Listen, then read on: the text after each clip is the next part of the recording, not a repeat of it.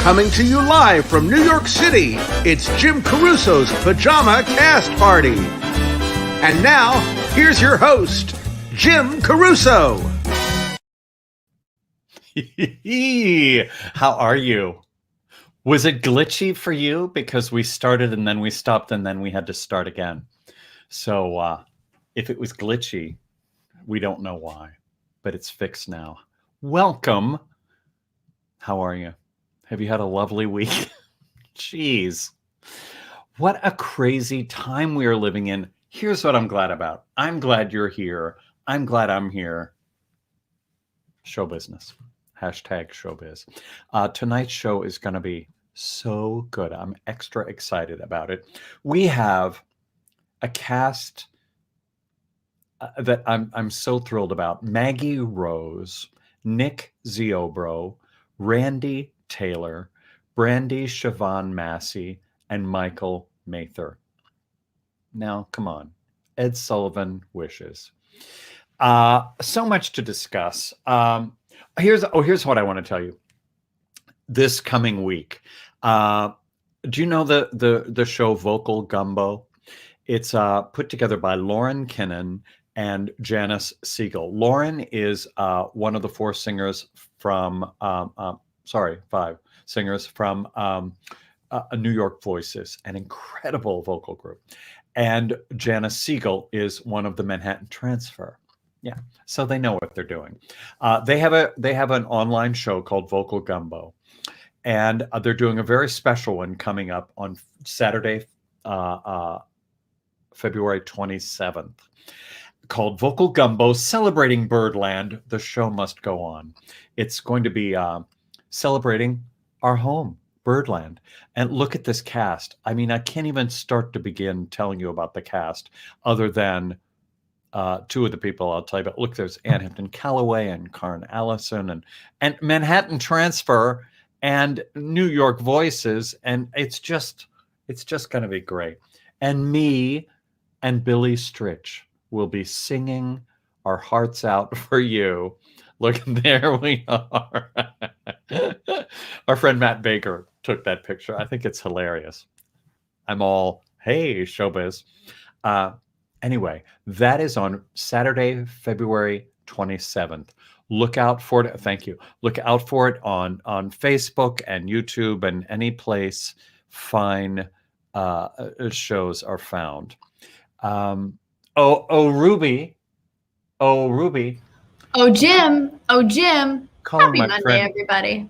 Calling my friend Ruby Lochner, the producer of said Pajama Cast Party. And I do just want you to know, Jim, that it actually wasn't glitchy for our audience. I was doing a personal test before we went live, so they didn't see any of it. Oh, okay. Oh, it was the magic fun. Of show business. It was fun. Okay. So Ruby and I always have this conversation at the top of the show. Why do we do this? First of all, we are bored as hell, so we want something to do. And we are so entertained by doing this and by these incredible performers. That's one. B is we want to entertain you. Yes. Because you seem nice. And we're very desperate. No, just kidding. Yeah. We are desperate for friends. We also ask through your generosity, Venmo and PayPal, we ask that you donate when and if you can, because the platform costs something. But here's the most important part. Yes. You guys, every week we make a nice donation to an organization that we feel would be appropriate. Oftentimes it's Broadway Cares, the Actors Fund, things like that. This week, because of the unprecedented winter storms that have blanketed Texas, my home state, I have two home states, Pennsylvania and Texas. It's just caused bitter cold and widespread power outages and, throughout the state. So many people are struggling to find shelter and food and heat in these terrible conditions. So this week, we decided to take your donations and send them to an organization called Mercy Chefs. a disaster relief foundation and organization in Dallas, where I lived for 18 years. They bring mobile kitchens with their own power and their own water purifying systems to neighborhoods that need them. And they bring hot chef-prepared meals to those in desperate need to my old hometown of Dallas. So this week, we'll be sending a nice donation to Mercy Chefs. And thank you for those angels doing such great work. Ruby, do you know people that have been affected by all this? Yeah, I know quite a few people who live in Texas. I had a friend who was flying in for a business trip, and the hotel that she's staying at has no electricity, no water. She went to Target on foot to see if she could get some groceries, but of course everything was boarded off. So she texted me and she's like, I grabbed Cheetos, I grabbed Gatorade. I basically just grabbed a ton of snacks to try and survive for the rest of the week. I have friends whose homes have severe damage because their pipes burst, and there's not a way for anyone to come and help them until the snow begins to subside. So we appreciate your tips and donations every single week, but especially this week. And also, I do just want to say it's really important to support those in Texas during this time, even if it's just sharing shelter locations. If you see something on your Instagram, repost it, because you never know who might need to see that. And if you have any warm clothes that you can donate, please look into that as well. I've been seeing lots of resources going around social media. So, we've been through a pandemic helping one another. Now we're going through winter storms helping one another. But the important thing is that we continue looking out for one another. That's right. That's right. That's one reason we're here, to remind you of that. My friend Kathy left her apartment where there was no heat or anything and drove, I guess, to her sister's place. It took forever to get there. She ran out of gas in the middle of the trip. She had to walk. I mean, it's like the nightmare. And that's just one little microcosm of, something that happened that's just a nightmare. I just hope that, like I said, people continue staying involved, because, God forbid you and I had to go through that. We would be able to take care of ourselves, but the kids can't. And so we need to make sure that the little kids are okay, because the fact that they're having to sleep in a parka and a hat and gloves and they're still shivering at night is in their cars. Yeah. Don't sleep in your cars with the motor on. Although I think the heat the cold has subsided a little bit, and things are melting and things are hopefully getting back to normal. Yes. Anyway, thank you for that. Thank you for your generosity. Every week you guys are so unbelievably generous. And this week, we really look forward to sending them a nice check. So Venmo, PayPal yourselves into a tizzy. Also, hit subscribe so that we can. Is that down there? You like doing this, so I just thought I know. I do it in life. Okay. Okay, not really. No, subscribe. What else do you have to do? If you're watching this on Facebook, because we do stream to quite a few Facebook pages, you can't subscribe. So what we ask that you do is, ready, Jim? Share. We ask that you share. We ask that you share, because that's how this show grows, is through word of mouth and sharing on social media. So just click that little button down there. I like when you say share. I'll do it one more time. Share. Share. Okay. Oh, wait. You guys, Squigs, our friend, the Broadway caricature artist, Justin Squigs Robertson, he's a genius. And every few weeks, he will join us, more often than not, happily. And he sketches everybody on the show, like a quick sketch, and as they're singing. And so far, he's been sketching me and Ruby so far. Can we look over his shoulder? Absolutely. Ruby, and see what's happening. Hold on. Ready? Oh, look. Oh, he got my new haircut. I do like your new haircut, Jim. I was going to say that. It's shorter.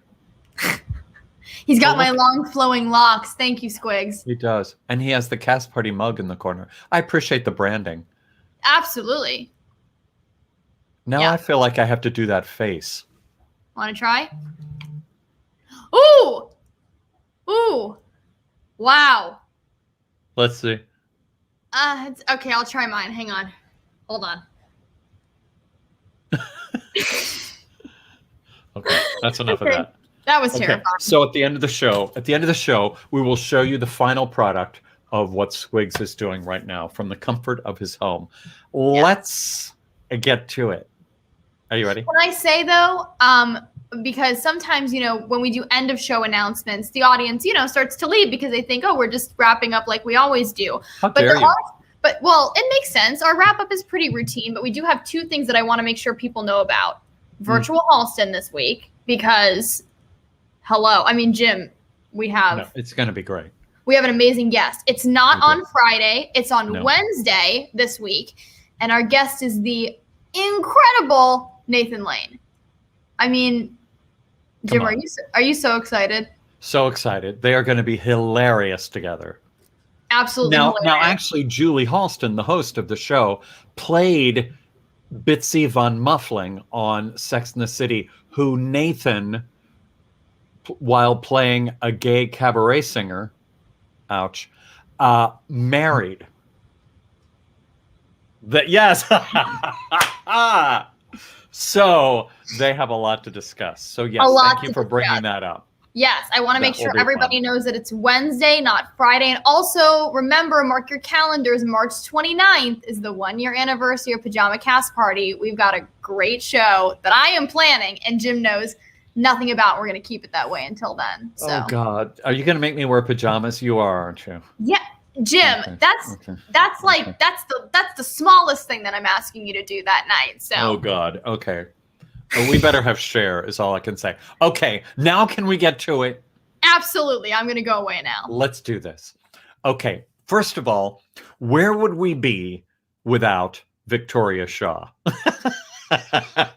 Do you like any segment that starts out that way?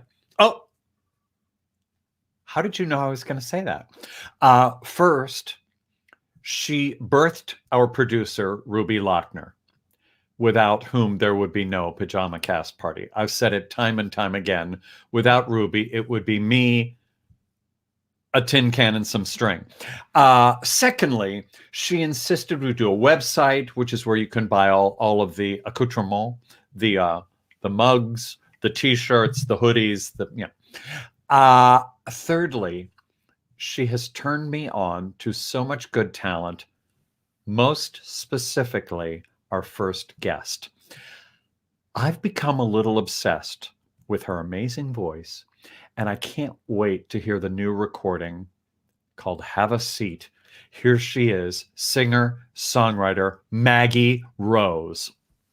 Hi. Hi. Thank you for the intro. And yes, Vic Shaw, we love you. What about Vic Shaw? She's amazing. And she's so proud of Ruby and what you guys are doing. And I'm just glad that she was our liaison to get me onto this show. She's awesome. Me too. She knows what I like, and she knows I would love you. She's absolutely cool. knows. She's got her finger on the pulse of most everything. So I'm happy that I'm within the realm of what she's into. How did you guys meet? We met, when I was a teenager. I moved here when I was 19, and I'm 32 now, and I've written with her many times, but she's just been a wonderful mentor as a songwriter and always made me feel welcome. And she just had me on her show that she has on PBS called Under the Covers, where she actually got to tell me about this program that you guys had just recently launched. And it was very cool. So glad. Okay, so you were born and grew up in Maryland, and you were in a Springsteen tribute band? Yeah. Yes. Yes, it's as head scratching as. I mean, I look at you and I think, well, of course. Totally, I'm Patty Scalfa of all of this. But I was 16, grew up a Catholic school girl, didn't have a lot of opportunities to get on stage and perform secular music, my own original music. So that was the band that was very welcoming to me. And even though there's about a 30-year age difference, I got to go play at bars on the Jersey Shore, and it was a baptism by fire kind of experience of not only being a good singer, because I always loved singing, but becoming a vessel that could help people escape when they go out to hear music. And that's how I fell in love with both songwriting and performing and the power of those things. And isn't performing in a bar or a noisy, crowded venue, that is like show business college to me. Oh yeah, I'm 101. so grateful I got to do that. Where no one really cares about what you're doing, but you have to Right. care at the end of the day. Like that has Yeah. to be the seed that then grows into you wanting to build a career on that, sustain it. But after a few years playing with them and cutting my teeth, I moved to Nashville as a 19-year-old with the help of Tommy Mottola and some New York connections, and Wow. went to Nashville.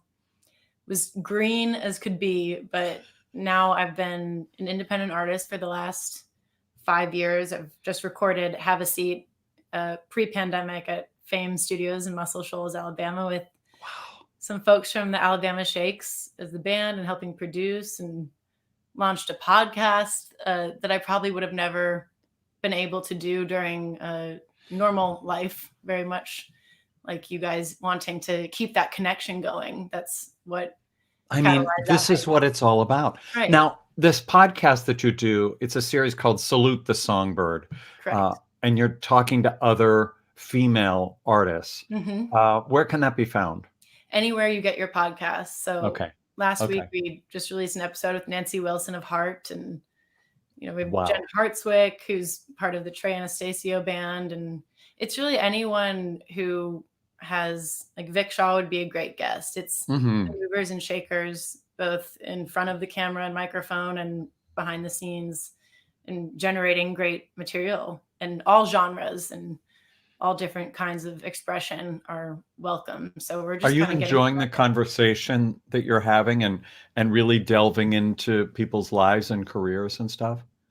Yes, and I think it's important work because there are no publicists in the room, and it's these women getting to speak first person about their experience, and everyone has something that's nuanced and makes their path different. But I'm finding so much camaraderie in it, and also the research process is super fun because I just get to listen to great music and read these memoirs of, like, Kathy Valentine from the Go-Go's was just on, and these are people who've seen a lot of things that I have yet to see, but maybe just by hearing their perspective, if I do come into encounter those kinds of experiences, it just equips me with more knowledge to handle them. Well, you've done some huge things. You performed for the troops in the Middle East. That in itself is a book. You've played the Grand Ole Opry how many times? Many times. I think like upwards of 80. Oh, wow. I know, That but is coming from crazy. you, it's you're so incredibly accomplished, and the Opry is an institution, and Oh, it's been cool to see them make. I was there once. Our friend, well, I went with Vic, of course, and also Larry Gatlin was there.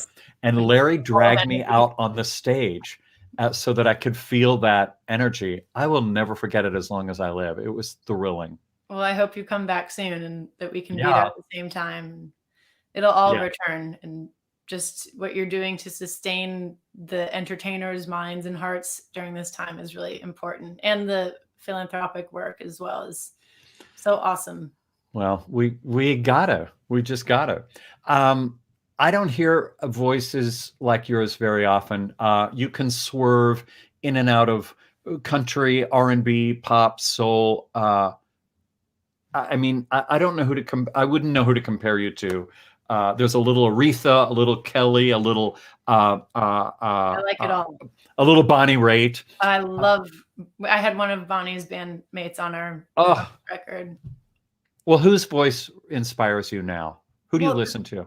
One of the reasons that I wanted to go down to Fame, even though we have all these incredible studios in Nashville, was because of the music that came out of there. Dusty Springfield and Aretha and Etta James and Otis Redding, Wilson Pickett, even the bluesiness of the Allman Brothers.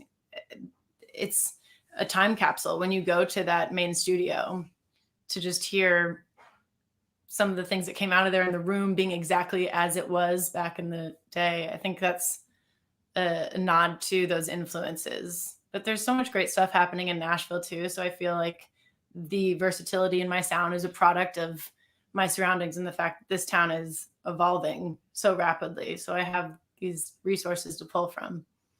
Well, what I've heard of your new album, Have a Seat, is just gorgeous. And the single, Do It. I was listening to Do It last night, which is just great. Are you so proud? I'm really, it's all about inclusivity. That's the title of the album, is both inviting people to have a seat. Everyone has a place at the proverbial table, but it's also the idea of I've claimed my seat too and found my own spot that's on my own and having ownership in that. So Do It is very much about being an individual and doing so unapologetically. And it has that fun, spunky, in your face kind of sound, but you can tell that we were having fun when we recorded it and wrote it. I'll say. Okay, so I want to hear you. So do it. So Do It. I'm gonna sing a song that actually you and I talked about behind the scenes, and Yes. it is the song that I sang on Vic's show Under the Covers when I was on her PBS program. And it's a song about not having the answers but asking the question. These are such contentious times that it's sort of my lullaby, my raucous lullaby to the world. It's called What Are We Fighting For? Great.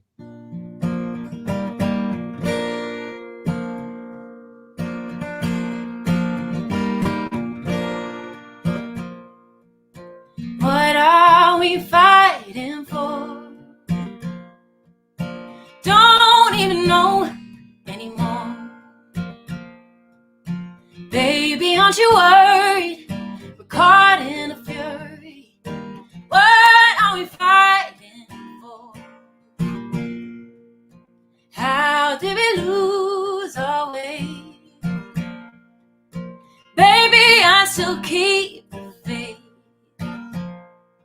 Used to share everything, now we don't know where to begin. How did we lose our way? I know I don't know everything, but you'll never know what I can bring to the table if you don't have a seat with me. Honey, won't you hear me out? When did it get so loud? If you don't understand, just keep holding my hand. Honey, won't you hear me out?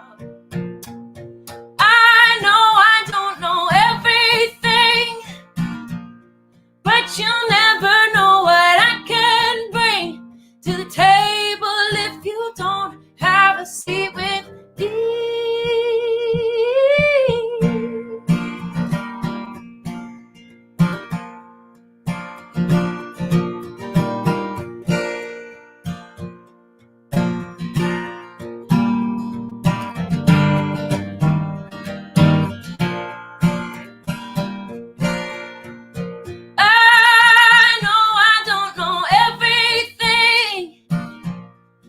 You'll never know what I can bring to the table if you don't have a seat with me.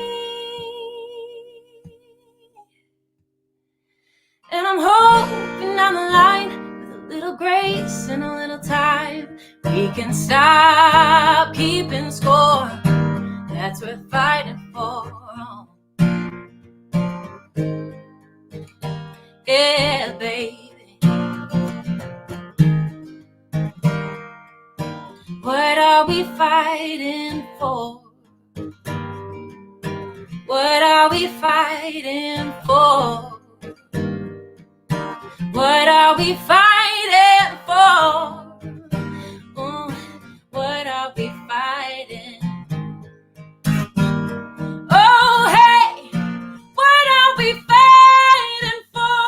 I said, hey, what are we fighting for?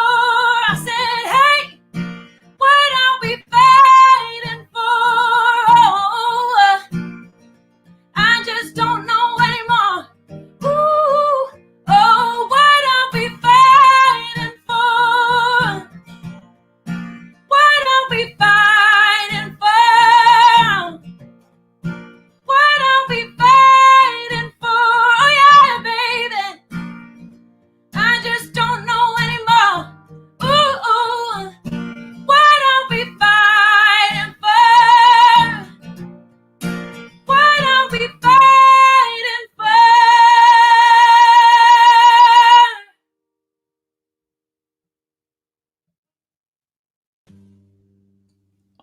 Holy Toledo. Oh my God. Maggie, that voice, it's Thank like a you, Jim. miracle. You're just fabulous. I Back can't at wait. you. Back at No, I Yes, sing yes. so much like that. I can't even tell you. You're just great. I can't wait to hear you live and in person. The people are going crazy. The viewers are just Billy. loving you. Hi, Billy. Who's that? Billy Billy Gilman. He's These amazing, too. so good, right? He sang for us a couple of weeks ago. So cool. We have such a talented audience. We really do. We really do. It's crazy. What a great community. Well, you're part of it, my friend. You're part of it now. Thank you for inviting me to be part of it. I'm honored. Anytime. I can't wait to meet you live and in person and hear you and cheer you. This is the best next thing to teleporting to New York City, which I miss so much being an East Coast girl. So you're invited anytime. Come on. I'm feeling all the New York City energy. Perfect. I'm so glad. Well, we love you. Thank you for joining us. And we'll see you very soon. Love you back. Thank you. Maggie Rose. Holy cow. Oh, that was so good. You guys got to get the record. All of her records. They're all great. I spent the last 24 hours just listening to her just like a lunatic. Love, love, love. Whew. Okay, don't forget Venmo, PayPal. The wonderful folks in Texas need your help. We'll be sending a nice check to that great organization that's feeding people. My nose itches so much right now. What does that mean? That means something. Somebody's going to visit. Gotta hope they're wearing a mask. It means we're getting lots and lots of money. Is that what it means? No, it's like something's flying around, but it's not. I'd like to think that it means we're getting lots of money. So let's go with that. Maybe it means Cher is coming. Mm-hmm. Okay. Cher's on the show tonight. Yeah. Until then, okay. I met our next guest when he was a 15-year-old contestant in Michael Feinstein's Great American Songbook Foundation High School competition. I said it. He's gone on to sing and swing all over the world. Please welcome my friend, Nick Ziobro. Hello, Jim. Hello. How are you? I'm great. How are you? I'm good. Where am I finding you? So currently I am in Syracuse, New York. It's very snowy here. That's why I have a little, you can't really see it in the frame, but there's a little fire going right now. I saw it a minute ago. It looked really good. Thank you. It's so great to see you. Thank you for having me on here. This is of course the next best thing from being at Birdland. I know. God, I miss it. Okay. Do you remember meeting? That was crazy. I do, even though it was 100 years ago. 100 years ago. Well. Oh, there we are. My gosh. That's gosh. In the middle. That's Michael Feinstein on the right. And that's me wearing an ascot. That's your ascot. I was thinking. Look at it. You bet your ascot. I don't know what I was thinking, but it seemed like a good idea at the time. It was awesome. That was in Carmel, Indiana, at the beautiful Palladium Theater. Mm-hmm. What a great thing. This was how do you explain that competition? So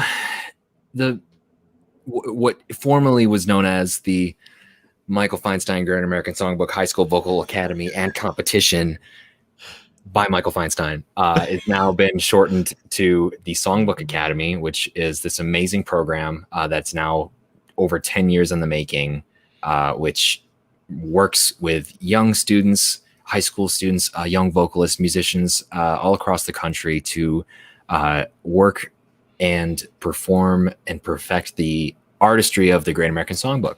And it's this amazing program that I was so happy to just be a part of, just to be in the room. I only entered just because I was a fan of Michael's and wanted to meet him and thought that was worth a shot. And then I got to meet so many amazing people. I got to meet you, and we got to form this amazing friendship. And, it changed my life. And you won. Did we say that? You won. I did win that year. I did not think I was going to there because there were so many amazing other people there.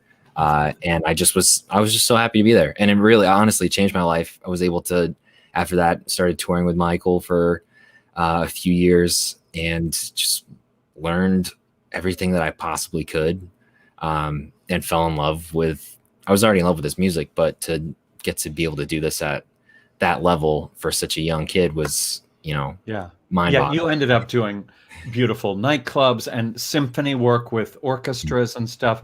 But let's talk about that night though, because the show itself was, I mean, the contestants, Barry Manilow, Sandy Patty, LaTanya Hall, Laurie White, Sylvia McNair. It was just a crazy show in this beautiful theater. Yeah. And for anyone who hasn't been out to Carmel, Indiana, it's this beautiful, small little town right just outside Indianapolis. And the Palladium is like the most beautiful arts center, this huge theater that is just state of the art and absolutely fantastic. So to be able to do that and perform there and meet so many amazing legends in one weekend. Thank you. Felt like a dream. Yes. Thank you. The legend of Jim Caruso. It was who performs Monday in the corner of his bedroom. Isn't that what we're all doing right now? Well, that's true. That's okay. Tell me about your love for the Great American Songbook, and more importantly, tell me why. And I hope you agree that it's still being written. I fully believe that it is not limited to one section of time or musicianship, even though that is that artistry that began it all is practically perfect in every single way, I believe. But I think that it continues to resonate with us, even if songs were written 70, 80, even 90 years ago. If we can still celebrate that and find new ways to connect with these songs, that's what's going to make them last. And there's songs that are being written today that I think will have that same impact, and people will be listening to and will be able to strike a chord with people 50 years, 100 years from now too. Yeah, I think that is, I really am really passionate about that, that the Great American Songbook is constantly expanding, constantly growing. And American music is so special in that way, I mean, it's one thing that makes me a little itchy when I hear people talking about the Great American Songbook, because so many people have this view of it as from this point in time to 58 or something. It's like, no. Yeah. And those are some great songs that came out of that period. Absolutely. Of course. And so, some of my favorites too, but I love to just say that it doesn't stop there. It continues to keep going. Well, your album, A Lot of Living to Do, is so good. And Thank you have you. so many great musicians on it. Look, there you how old was, are you? You're a young Who was that tyke. baby? That wow. And now It's so good. wow. That was Michael produced that, and we did that at NOLA Studios in New York. We had Ted Firth, musical director. He did all the arrangements. Just amazing musicians that I mean, for all these experiences, I still feel a crippling sense of imposter syndrome, because I'm like, there's no reason for me to be here. I just need to absorb all of this as much as I possibly can, because this is unbelievable. It's a dream. Nick, these people aren't that nice. I mean, they're really nice, but they don't suffer fools gladly. Well, I loved it. and you're still singing with our friend Julia Goodwin, who's also from the Michael Feinstein Great American Songbook high school competition. Yes, gorgeous singer, and you guys together are pretty magical. Thank you. We actually just did. We just worked with Symphoria in Syracuse for a Valentine's Day show that they've actually been able to, through the pandemic, figure out a way to live stream some live performances with a smaller number of musicians. And, we were able to be part of that, and just being able to do that, even with 10 people, is just, felt like another world. Yeah. Great. I want you to sing for us and show the people why you deserve all this hoopla. Oh, well, I'll do something. Okay. So let's do it. Do it.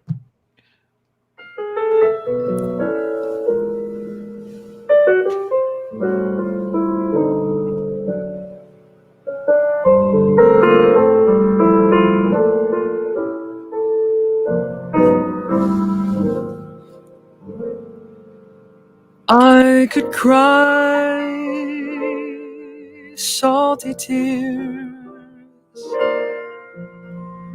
Where have I been all these years? Little well, tell me now, how long has this been going on?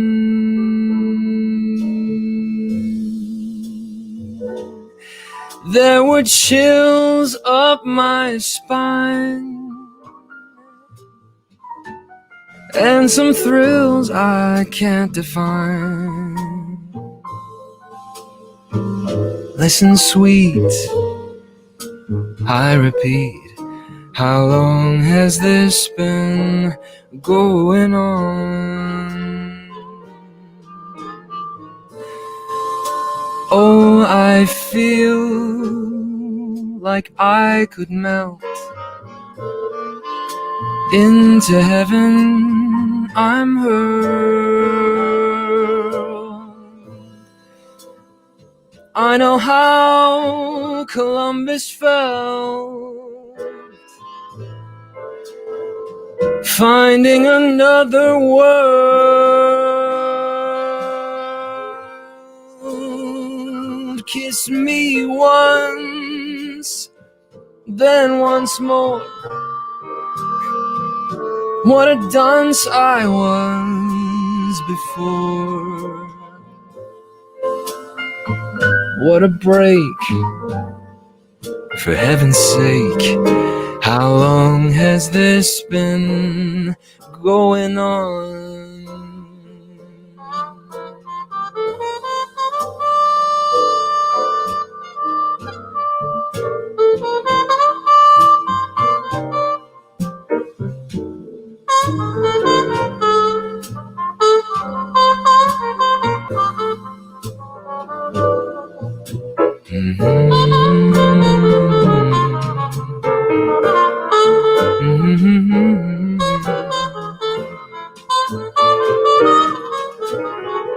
Oh dear, when in your arms I creep, that divine rendezvous. Don't wake me if I'm asleep. Let me dream that it's true. Kiss me twice, then once more. Now that makes the rice. Let's make it four. What a break, for heaven's sake.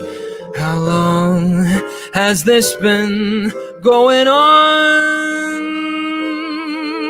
How long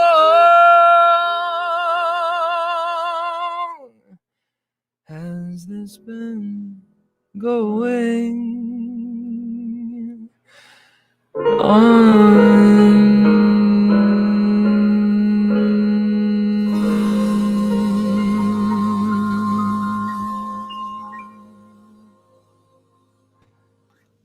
Come on. Thank you. So good, Nick. Thank you so much. Everybody is loving you. So many talented people. Billy Stritch is on there making comments. Nicholas King is texting me. Matt Baker, Jackie Joseph. I love these guys. Hi, everybody. I know. Libby Whittemore, Jane Monheit. Oh, she's terrible. Let me just pass away for a minute. Oh, wow. And the Great American Songbook Foundation. My family. Oh, is that Chris? I bet that's Chris. It's either Chris or Renee. That's what I'm betting that who's running that. Well, what a treat to hear you. No kidding. Jim, thank you guys so much for having me. This was such a nice thing that you guys have been able to do for so many weeks now, and I just love this. So thank you so much for having me. I really appreciate it. It's a pleasure when people sing so good. Oh well, thank you. This is just awesome. See you soon. Thank you. Yes. Thanks, please. Nick. Love you guys. Enjoy the snow up there in Syracuse. Thank you. Staying warm. See you later. Oh gosh, that was so good. So nice. Look for him. Look for all these artists on their YouTube, on their iTunes, on their Instagram, on their Twitter, call them on their house phone. I don't care. Just follow them. And don't forget our Venmo and PayPal. That's how you can show your love. Randy Taylor is a jazz studies graduate from UCLA's Herb Alpert School of Music.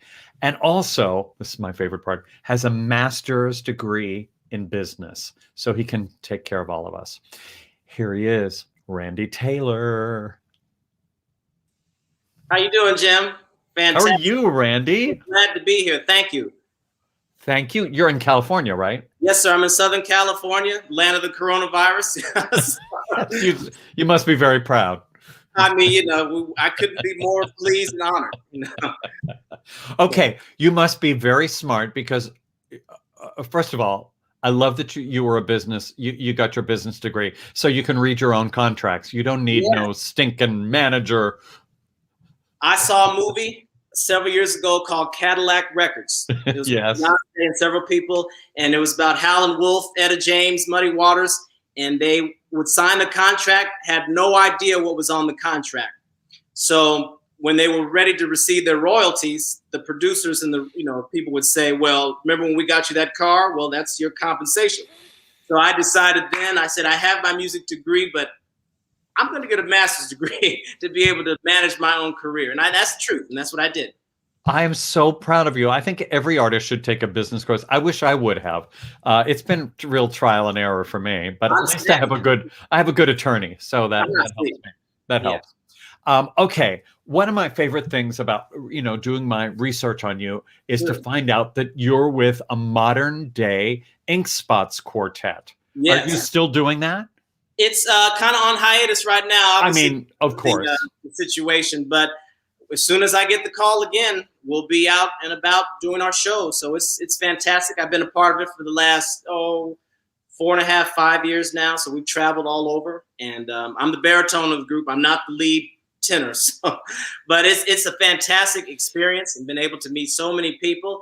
And it's wonderful music. It's almost 100 years old, but it's still classic, wonderful music. And it's a kind of a hybrid of myself. I love the Great American Songbook, jazz, blues, doo-wop. The Ink Spots were a front runner to the doo-wop era. So without the Ink Spots, you had no Platters, no Drifters, no Temptations, and no Boys to Men. So, so Bill Kenny was the real high tenor, right? In the original. Yes, sir. But then what made them so interesting is he had a wildly high tenor voice. But then there's the guy on the bottom. Is that you? Are you doing No, I'm the guy above him. Okay. What I'm talking about is Orville Hoppy Jones. Right. The deep voice, the honey child, honey lamb. I didn't care, honey child, more than words can say. Yeah.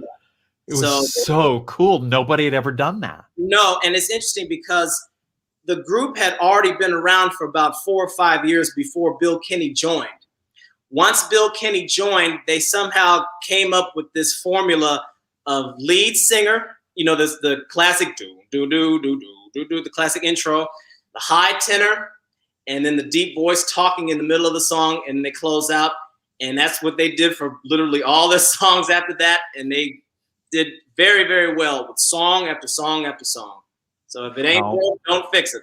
For real, how much fun to do that material. Now, like our guest, Nick Ziobro, you're a huge fan of the Great American Songbook. What drew you to that, to music that was written before, your parents were born, probably? Well, let's see. I'm a millennial. I was born in 1988. So in plain English, that means I saw the movies that I watched. So Dennis the Menace, Mrs. Doubtfire, movies like that. They had Sinatra and Nat King Cole and Joe Stafford and Johnny Mathis, and that music stuck with me. So I'm 8, 9 years old listening to Tom Jones and Engelbert and Lou Rawls and people like that. And so, you know, I was very different from a lot of my classmates. And in fact, I had more in common with my friends' parents and their types of music than I did with my friends. So it's kind of still the case now. So. I'm so with you. I feel the same way. And I have a feeling a lot of our audience feels the exact same way. I know some of the people watching, and I know they feel the same way. Yeah. It's so funny. So funny. Well, who are you listening to now? Oof. Do you listen to any contemporary music, or is it all? Yeah, I like Adele. I like Sam Smith, people like that. So I listen to contemporary vocals for sure. I listen to everything. I listen to country music. I listen to Debussy and Eric Satie. Oh. Yeah, so I listen to classical and of course Lena Horne and Johnny Mathis is my favorite. That's my hero. And the Mills Brothers I like, and Nat King Cole and Andy Williams, people like that. Those Andy Williams. Andy Williams could sing with anybody. Yeah. He really could. That voice changed me. There are certain voices that changed me. And I bought a CD when I was about 11 or 12. It was Andy Williams Live. And it's just different songs from his TV show. And they recorded the music and they would put it on albums. But anyway, it's a 2 CD set that I had. And I wore that CD out. Those 2 CDs, I wore those out. So, and of course, none of my friends knew who Andy Williams was. So I was by myself, you know. Manilow I like too. He's another one I like. And all the great contemporary, you know, all the great songbook singers. Tony Bennett. I can't wait to hear you. What are you going to sing for us? I have some blues, actually. I have Every Day I Have Blues. And that was done by a gentleman by the name of Memphis Slim. He composed it. But it was made famous with the Count Basie Orchestra and Joe Williams. And later B.B. King. So got a little blues for the evening. So I can't wait. Sing it for us. So I dressed up for this. So, you know. You did. I appreciate it. No, I can't wait. Oh, here we go.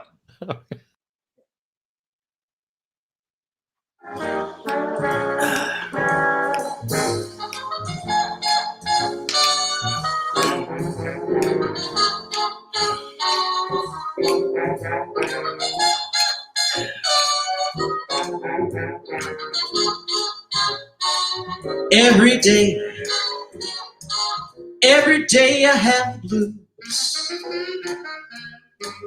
Every day I have the blues. Well, you see me worrying, baby, because it's you I hate to lose. Nobody loves me. Nobody seems to care. Nobody loves me. Nobody seems to care. Speaking of bad luck and trouble, well, you know I've had my share. I'm gonna pack my suitcase, move on down the line. Oh, I'm gonna pack my suitcase and move down the line. Well, there ain't nobody worried and there ain't nobody crying. Seems to me every day I have the blues. Every day I have the blues. You see me worried, baby, cause it's you I hate to lose. Don't nobody love me. Don't nobody seem to care.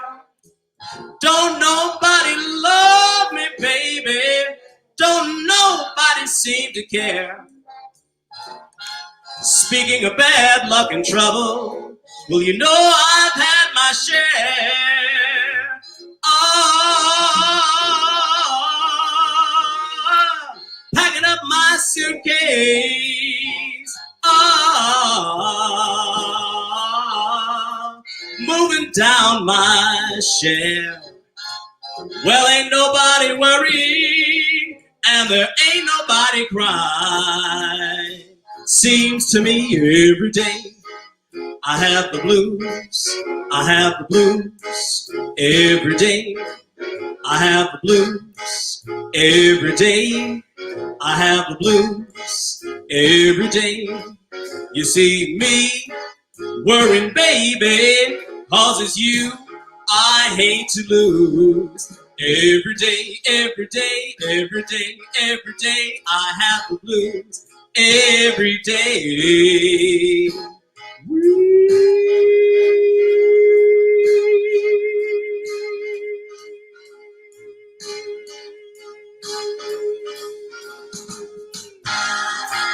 Oh, every day I have the blues.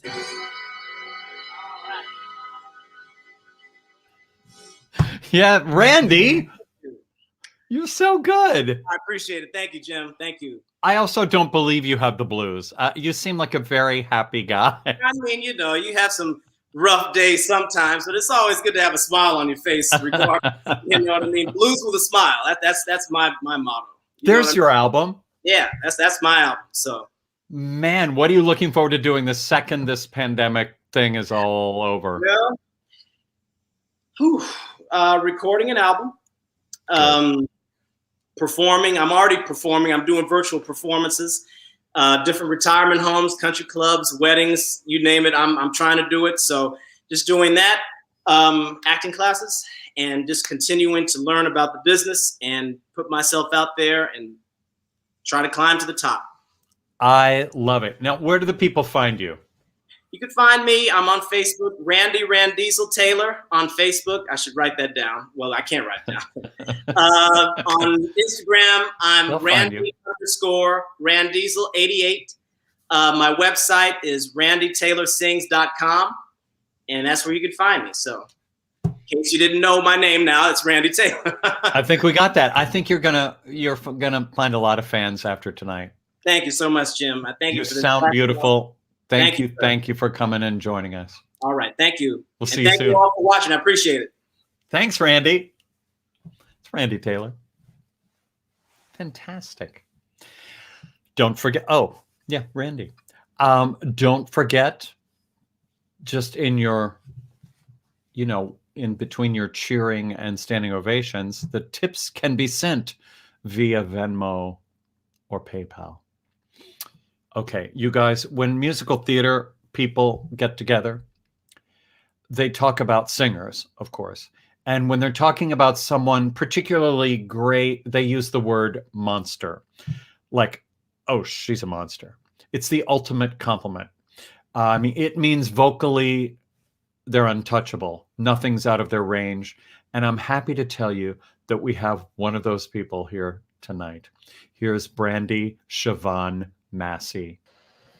Hi. Da-da-da. I'm in my PJs. I love it. Thank you. Wait, are those panda bears? Panda bears on your PJs? Yes, I have panda bears. So cute. Brandi, where are you? Are you here in New York? I'm in New Jersey, in Montclair. Yes. Okay. In the area. So we're kind of neighbors.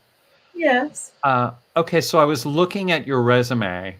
Mm-hmm. It's the kind of resume that you look at and you go, oh, she can sing. Because it's like serious, hard singing, like Jekyll and Hyde, Carolina Change, Lion King, Wicked, Color Purple. Oh, hi, Wicked. The Green Girl. You are not kidding there. The Green Girl. And you also did my all-time favorite show, Dreamgirls. Yes, I did with Jennifer Hudson. Not Jennifer Hudson. Jennifer. She would kill me. Don't kill me, Auntie. She would kill you. I love you, Auntie. Yes, but Holiday. For Holiday and Holiday. Cindy Herron from In Vogue. Yes. Wow. And yeah, it was a powerhouse cast. It was down at the Fox Theater, and we had a great time. In Atlanta. They must have gone Was that like a whole scene in itself? It really was. It really was. It was a whole production. I mean, but Jennifer Holliday treated us like royalty. You know, she treated me like it was the first time Dreamgirls was ever being born. Oh. And I got to experience that being Laurel, and it was great. It was a great opportunity, and I snagged it. Yeah. I saw that show, the original cast, because I was here in New York, staying with a friend, and I remember I went to the show with him because he was up for it. He was up for the role of the Ben Harney role. Is that Cece? Cece, yes, the brother. Okay. So he was like, let's go see what this is all about. I didn't get it. So we went in like this. Oh, yeah. And it started, and it was like, oh my God. I was looking at him, and he was like getting shorter and shorter. And at intermission, right before intermission, when she sings I'm Telling You, Yeah. the people next to me were standing on their chairs cheering. I have never seen an audience go ballistic like that. It was one of the greatest times I've ever spent in a theater. It was amazing. And you got to be in it. I was in it. It was amazing. It was one of those things where I had to pinch myself every day I walked through the same door because Jennifer was there and she was waiting to give hugs out. And I was just like, oh my God, is this really happening to me? And I'm like, yeah. And Laurel is such a great role with the that ain't no party. Ain't no party. Yeah. And it ain't no party, baby. Let me tell you, that song to sing, it ain't no party. That's a lot of words. It's a lot of words. Okay. So much to talk about, but let's talk about Elphaba for a second. Sure. I've read so many comments online that you're one of the, everybody has their favorite Elphaba. Yeah. And Wicked fans are like rabid. You must hear this all the time. I feel like they're forever fans. They'll be with you forever. So loyal. They've been loyal to me throughout my whole career after being in Wicked. And every time I turn on or go to my Instagram or turn on YouTube or anything, I'm there and they still remember me as my war cry. And I was told by the director, this is going back to directing and everything, being there in the room with the director, and they explained to me that this was her war cry. So I'm thinking, the shout at the end of the shout at the end, the riffing at the end. Well, I say, it's a war cry. If I was in this predicament, what would I do? What would be my war cry? And that was my war cry. And now it's been on every website. And I tell my students, because now I'm teaching at the American Musical and Dramatic Academy there, where I've been there for almost 2 years. And I tell them, as long as you put an action on something that you're doing, as simple as a riff, you will find the feeling that is attached to the emotions of everything, and it'll tell your truth. And that was my truth at that time. That's something that so many people that are riffing away, that have all of that facility, that I'm so jealous of. But I'm not jealous if they're riffing away and there's nothing behind it. It's like it's just showing off. Right. But your war cry, honey. I advise everybody to look up her Elphaba, because it will kill you. Okay, so you went to a performing arts school in Cincinnati. Yes, I did. But now you're teaching. Yeah. It's like, what have you learned as a teacher that you could never have learned? Oh my gosh, what could I have learned? Possibilities, patience.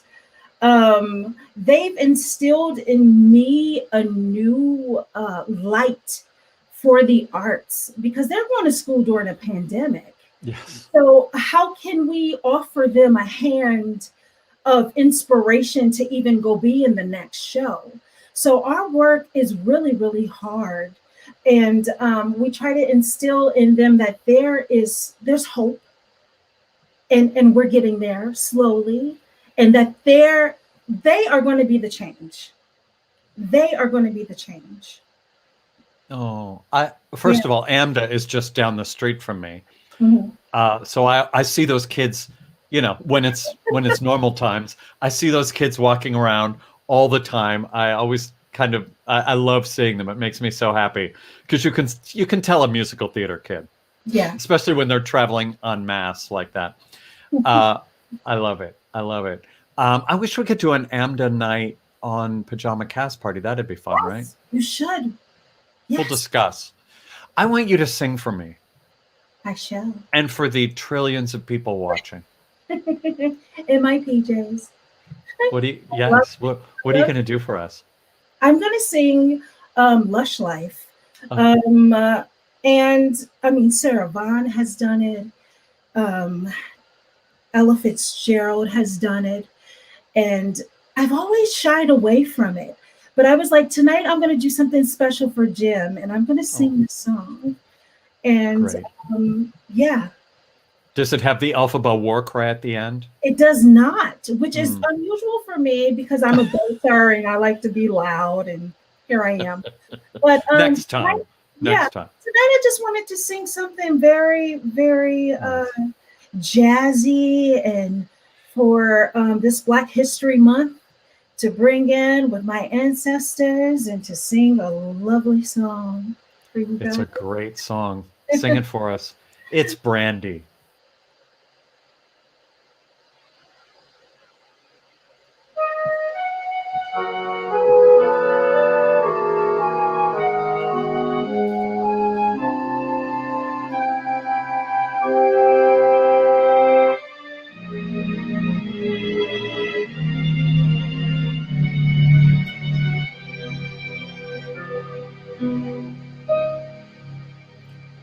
I used to visit all the very gay places, those come-of-made places where one relaxes on the axis of the thrill of life to get the feel of life from jazz and cocktails.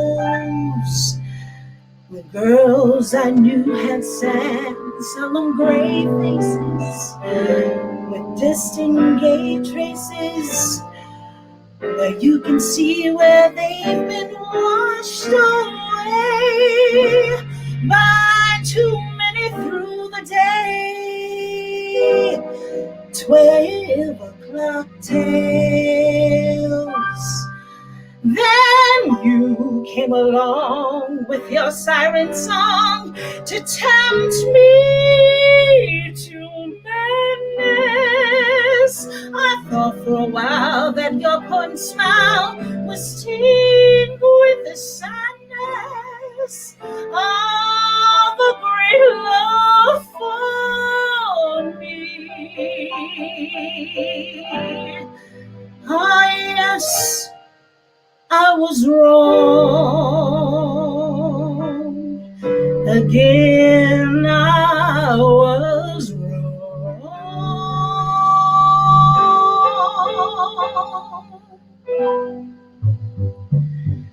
Life is lonely again, and only last year everything seemed so sure.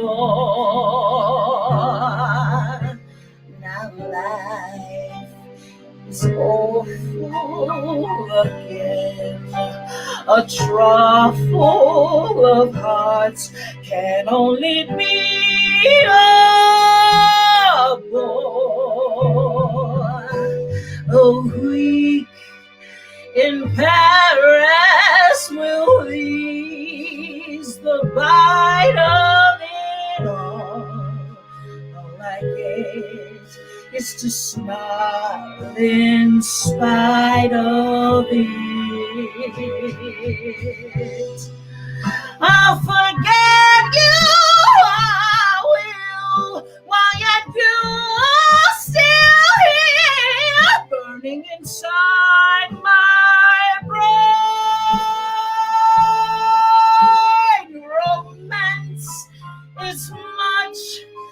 stifling those who try. I'll live a lusher life in some small time.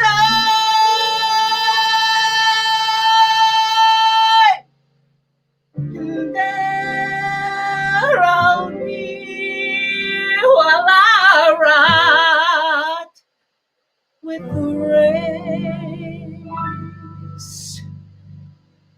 of those who are lonely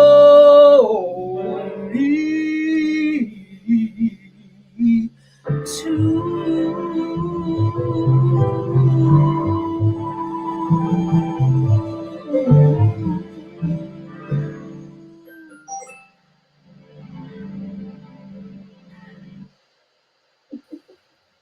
Those are the mellow sounds of Brandi, Chavonne, Massey. The mellow sound. You sound gorgeous. Is there a record in the future, or like what's happening? Oh my gosh, there's so many things in the future.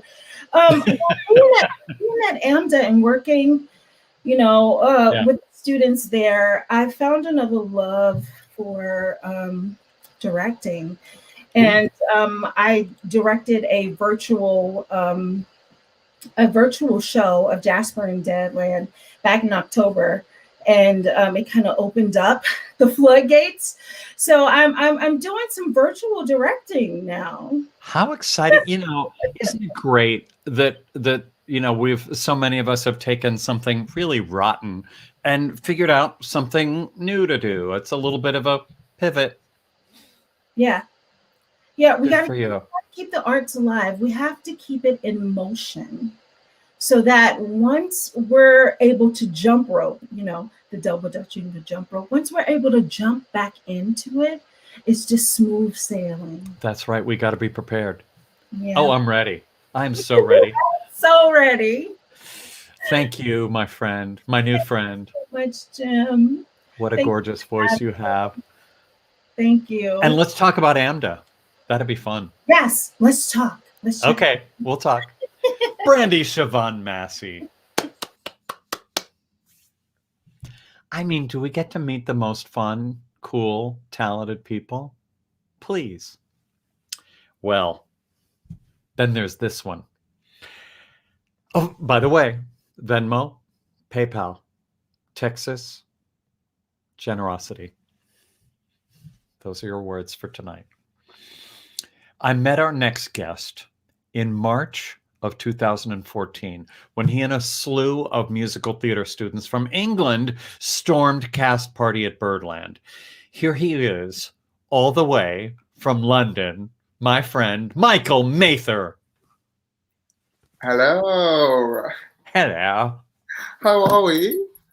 We are fine. How are we? She is fine. She is fine. I didn't even realize it was in March. That means it's like our 7th anniversary right now in front of all these people. It kind of is. Do you remember that night? It was March 31st, 2014.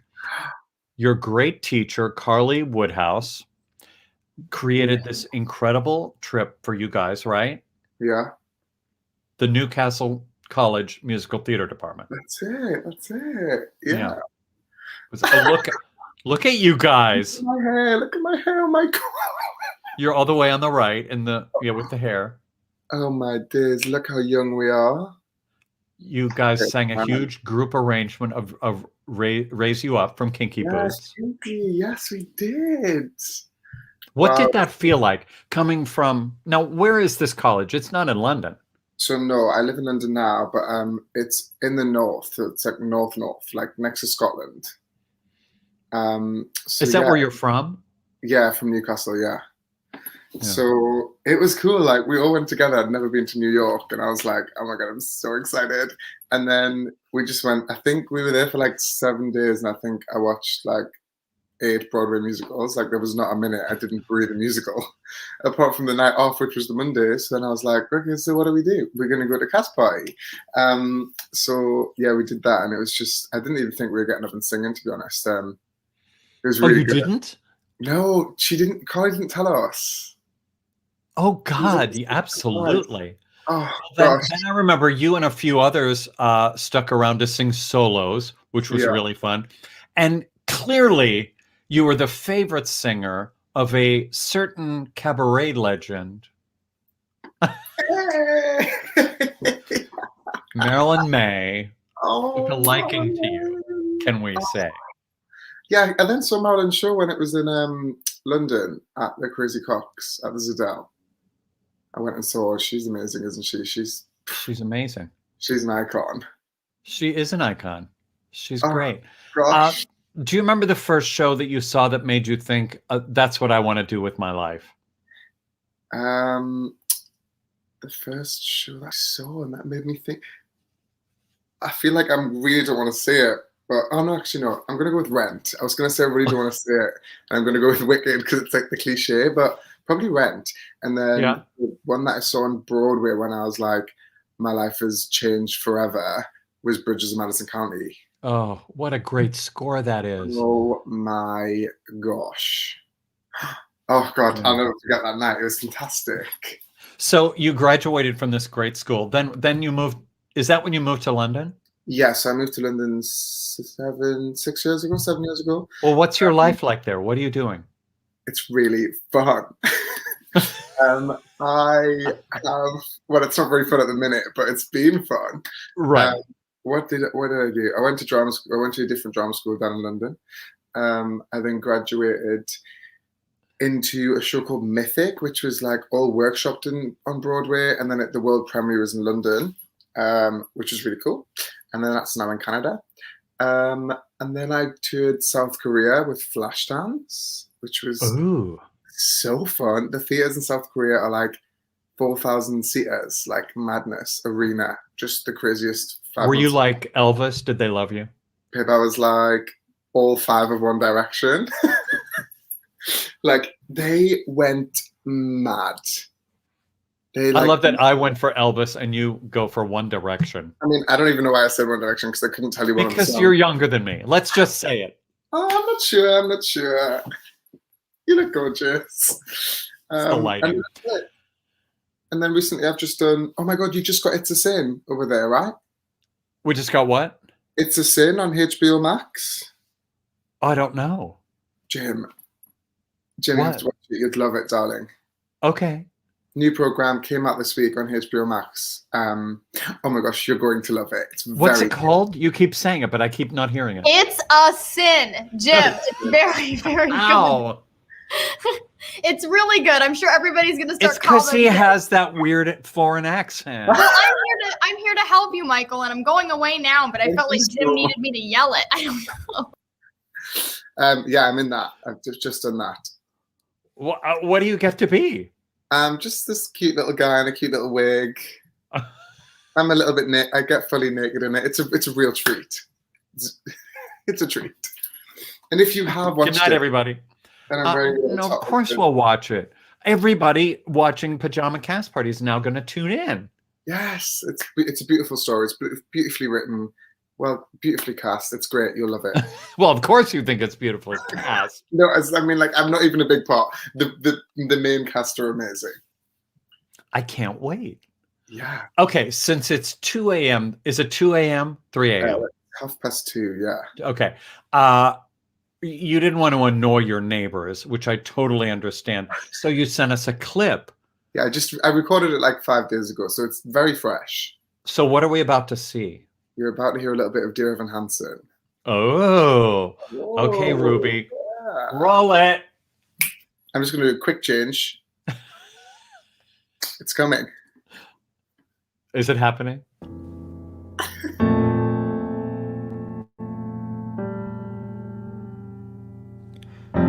End of May or early June, this picture perfect afternoon we share. Drive the winding country road and grab a scoop at a la mode, and then we're there. An open field that's framed with trees, we pick a spot and shoot the breeze like buddies do. quoting songs by our favorite bands, telling jokes no one understands except us two. And we talk and take in the view. All we see is sky for forever. We let the world pass by for forever. Feels like we could go on for forever this way. Two friends on a perfect day.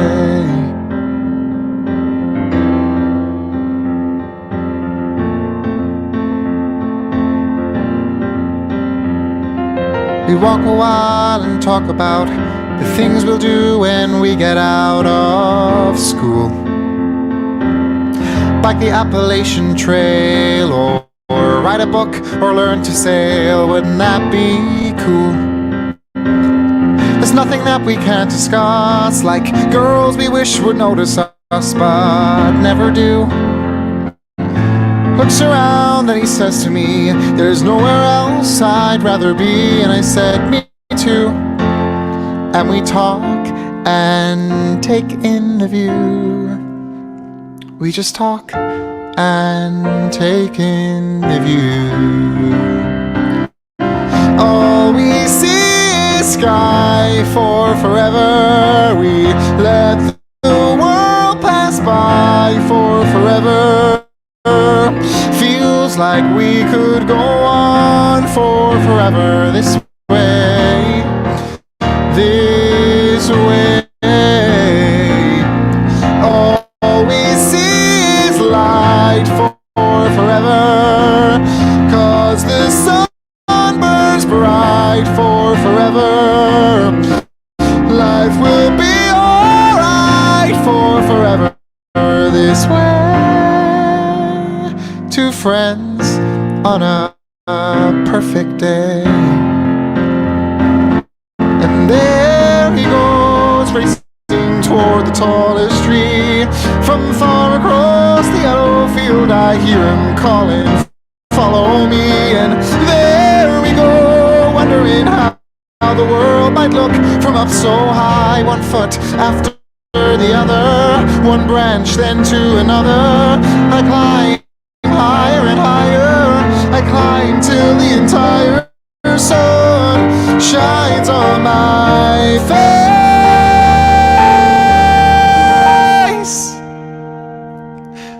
And I suddenly feel the branch give way.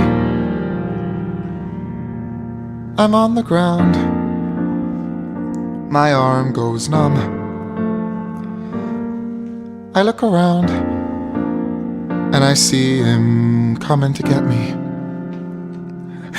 He's coming to get me. And everything's okay. All we see is sky for forever. We let the world pass by for forever. Buddy, you and I for forever this way. This way. All we see is light, 'cause the sun burns bright. Life will be alright for forever this way.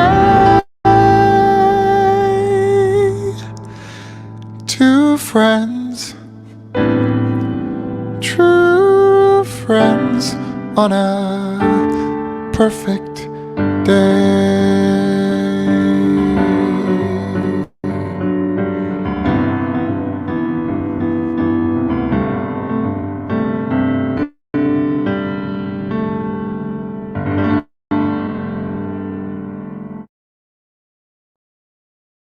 Michael, are you kidding me? That was so gorgeous. First of all, let me say StreamYard is doing some weird buffering. That's okay. And that was slightly annoying. But oh my God, you sound so gorgeous. Oh, thanks so much. And people are saying really nice things. Oh, yeah, lovely. Thank you so much.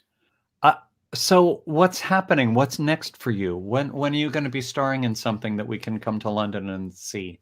I am unsure. Hopefully when the world gets back to normal, some gorgeous things may happen. Yeah. But currently, I know. Along with all of us. Have you been doing a lot of online stuff? Yeah, actually I have. So if anyone wants to follow me on Instagram, I always post my things on Instagram. I'm potentially going to do like a one-man show, which should be really exciting. I'll message you about it.